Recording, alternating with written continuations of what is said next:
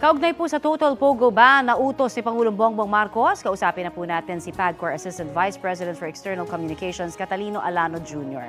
Magandang umaga at welcome po sa Balitang Hali. Magandang umaga po.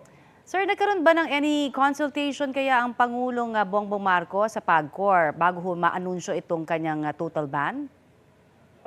Nagkonsulta naman po ang Pangulo sa maraming sektor at kasama na po dyan ang PAGCOR sa kanyang mga ginawang pagsasaliksik para makarating sa kanyang desisyon. I see. At ano ho ang magiging unang hakbang ng PAGCOR para po maabot yung target, di ba, na end of the year dapat ho ay completely wala ng pogo? Ang prioridad po natin ngayon ay magkaroon kaagad ng pagpupulong sa mga kinatawan ng DOLE at sa ating mga economic managers para magpag-aralan kung paano mamimitigate yung mawawala ng mga trabaho sa pagbaban natin sa Pogo. Opo, 20,000 po kasi yung mga nagtatrabaho sa Pogo. Kakayanin ho ba ito by the end of the year na mabigyan ng trabaho sa pakikipag-ugnayan po ninyo sa DOLE? At of course, yung mga, syempre, pag-shutdown nito pong mga Pogo na ito? Yan po ang talagang pagsisikapan ng PAGCOR kasama ang ating mga kasama sa DOLE at sa mga economic managers natin na sana ay lahat ay masalo natin at walang mawalan ng hanap buhay. Opo, may paglilinaw lamang po kasi ang tawag ho ngayon ay sa Pogo ay Internet Gaming Licenses. Ito ho ay kasama, iisa lamang ho ito pag sinabi nating tanggalin ng Pogo, kasama na ho dyan ang IGL. Yan po ang tinatanggap po natin yan. Kasi nga po, wala na naman po kasi technically na POGOs. Kasi nung nakaraang administrasyon pa yan.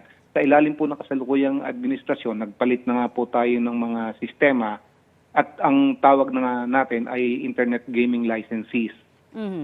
Okay, Internet Gaming Licensees o POGO. So wala ho tayong ipapapangbadjaan na parang na technical dahil sa pangalan, wala naman ho. Wala naman po, wala okay. So, as we speak, sir, parang ang ating pagkakaalam, parang nasa 43 po ang may mga lisensyang POGO sa bansa. Yan pa rin ho ba ang bilang o nadagdagan ba?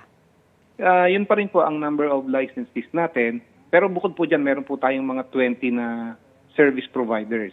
So, kasama rin po yun sa maaapektuhan. Naabisuhan na po ba sila ninyong ngayon, syempre after the SONA, may mga tumawag na ho ba sa inyo? Ano ho ba ang inyong mga nagawa na? Ginagawa pa po natin yung mga necessary paperwork. I-inform po natin formally yung ating mga licensees dun sa naging desisyon ng Pangulo.